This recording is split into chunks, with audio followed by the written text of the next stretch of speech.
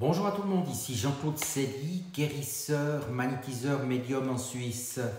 Aujourd'hui, ça me fait plaisir de vous retrouver. Mais tout d'abord, êtes-vous bien abonné à ma chaîne YouTube car cela me permet de vous envoyer d'excellentes énergies. Cela me permet de partager avec vous des informations et des sujets très divers et variés. N'hésitez pas non plus à partager et à liker mes vidéos si elles vous plaisent. Et sous cette dernière, vous trouverez des liens utiles comme mon site internet ainsi qu'un numéro de téléphone. Aujourd'hui, nous allons parler des guérisseurs, les arcanes de l'efficacité, une cure bien singulière selon l'anthropologue Dominique Camus qui a fait des expériences avec les guérisseurs. Bizarre, vous avez dit bizarre. Effectivement, on ne pourrait mieux qualifier cette modalité thérapeutique tant elle est différente de celle du médecin basée sur l'émission d'un diagnostic qui souligne le savoir de celui qui le pose. Le guérisseur n'a rien à prouver si ce n'est sa bonne volonté de mettre fin aux tourments de ceux qui font appel à lui. Ceux-ci n'attendent aucunement qu'il leur précise les termes de leur maladie. Mais contrairement à ce que l'on pourrait imaginer, l'absence de diagnostic est loin de déplaire au consultant car il perçoit alors que c'est l'ensemble de son être qui se trouve au cœur du processus curatif, ce dont il n'a pas toujours le sentiment lorsqu'il se trouve face au docteur. Et il en est de même lorsque la séance se déroule à distance, quand la personne qui sollicite le guérisseur lui fournit son nom ou des objets qui le représentent. L'inclusion de son patronyme dans le rituel salvateur exprime plus que tout ce désir de prendre en compte l'affligé tout entier plus que son affection, car le nom résume toute la personne. Le rite s'en trouve donc d'autant plus individualisé. D'emblée, un fossé est ainsi creusé avec la pratique médicale classique. Dès les premiers instants, intervenants et patients sont en osmose, l'un se portant au secours de l'autre, et les différentes modalités de la cure ne feront que confirmer cet amour que l'homme du don manifeste aux souffrants. Le geste est le moyen le plus immédiat, le plus directement perceptible pour exprimer cet amour. La main se tend vers le mal comme pour s'en saisir, la salive l'imbibe de la volonté thaumaturgique et le souffle salvateur perturbe à jamais son itinéraire. Ainsi conçu, l'aspect purement manuel du rite relève avant tout de la confiance du leveur de mots dans ses pouvoirs. Il fait vibrer ces deux personnes à l'unisson, créant une véritable fusion thérapeutique. C'est dans cet ordre d'idées qu'il faut situer les propos que tiennent de nombreux toucheurs au sujet de leur pratique quand ils disent être fatigués ou patraques après avoir opéré. En tout état de cause, ils font savoir à qui veut l'entendre et notamment à leurs patients qu'ils n'hésitent pas à se confronter physiquement à la maladie et qu'ils ne redoutent nullement d'en subir les conséquences. L'entreprise prend alors la forme d'une véritable lutte, d'un corps à corps avec le mal qu'il faut extirper du souffrant et qu'il est considéré comme une entité vivante, leur donnant parfois du fil à retordre. Comme le soigner pourrait-il rester insensible à de telles façons de faire et à ne pas en ressentir très vite, voire quasi instantanément, les effets, lesquels ne demanderont qu'à se concrétiser de façon définitive au fil des temps. Bien sûr, ce type de cure est aussi ses détracteurs, et ils n'en sont guère impressionnés par la main tendue de l'officiant, le don de sa salive ou de son souffle au malade.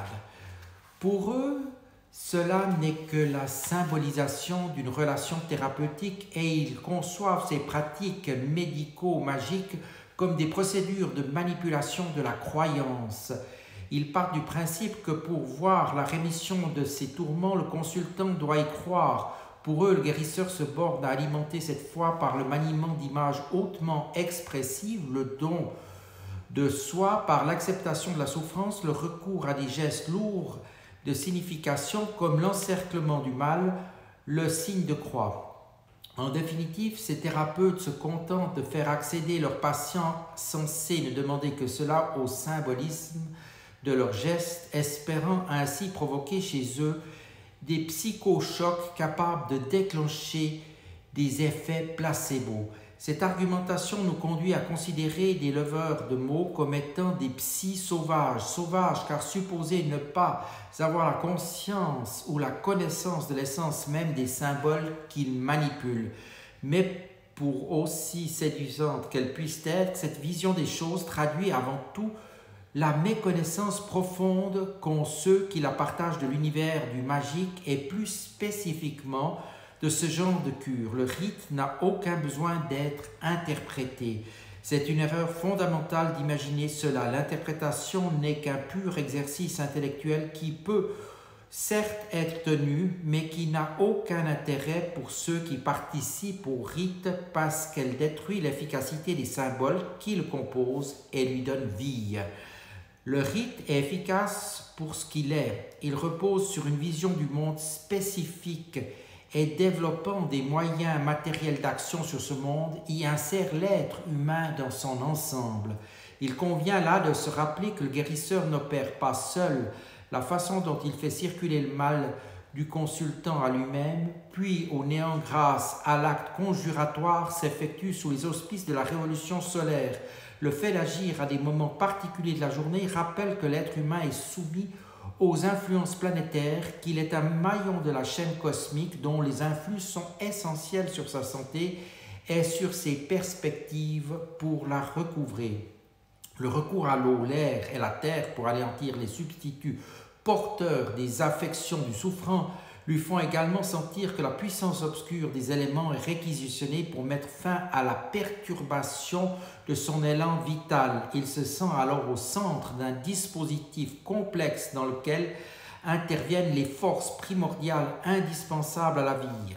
En resituant ainsi l'homme au sein du tout, en l'appréhendant dans sa globalité, cette procédure développe une pensée unifiante qui laisse place à des perspectives plus vastes que la seule rémission d'un trouble physiologique dont éminemment plus dynamique. Évidemment, cet aspect de la question ne doit pas être négligé, pas plus que le rôle de la relation entre soignant et soigné dans la guérison. Il en va de même pour son corollaire. Généralement avancé comme une vérité première, les toucheurs ont comme propos de persuader leurs patients qu'ils sont tirés d'affaire ou vont bientôt l'être. Mais la réalité est bien sûr tout autre. Comme la plupart d'entre nous, les consultants placent leur espoir dans leurs praticiens. Cependant, ils ne sont pas pour autant prêts à se faire les porte-paroles de procédures dont ils n'auraient pu apprécier matériellement les résultats. Tous attendent de juger sur pièce. C'est alors seulement qu'ils propageront autour d'eux l'information et leurs opinions. Sur ce point, tous les témoignages sont unanimes. Et puis, que dire de la guérison des animaux par la même méthode? On peut imaginer qu'ils se sont fait eux aussi abuser et qu'ils sont influençables sur le même mode que leur maître et également à distance. Il est difficile de concevoir qu'un chien, un chat, une vache ou un cheval soient émus par les gestes de compassion qu'effectuent au loin des guérisseurs sur une touffe de leurs poils ou sur leurs photographies.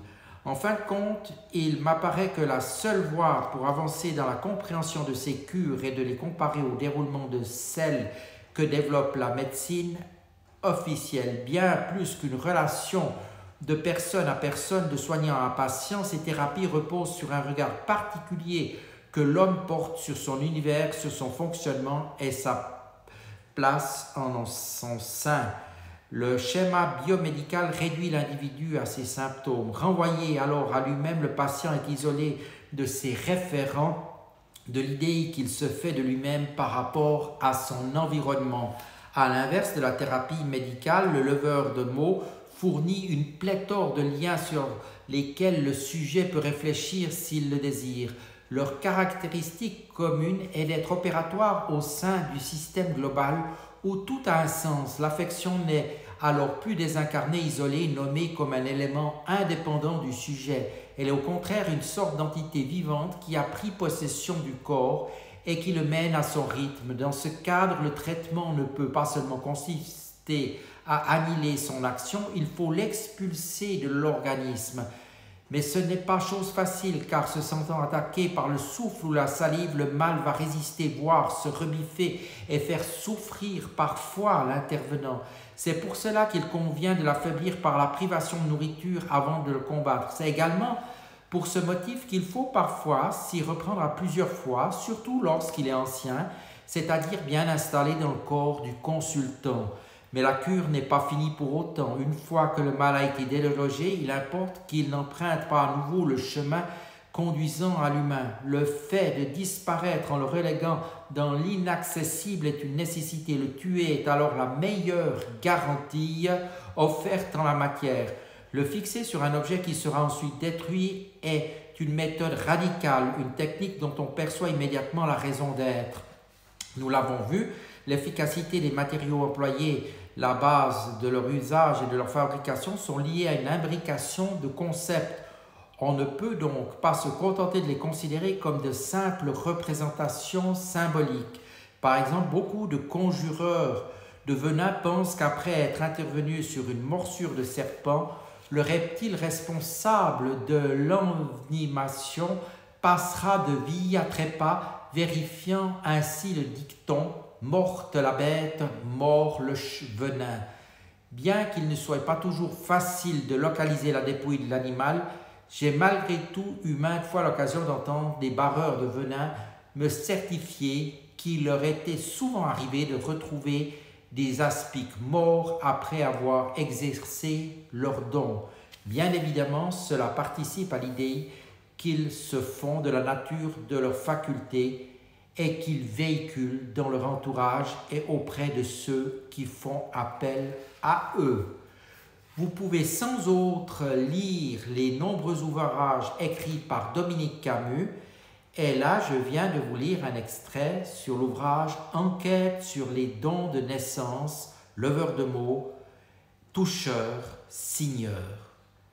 Voilà l'ouvrage et je vous dis maintenant à tout bientôt et merci de votre attention.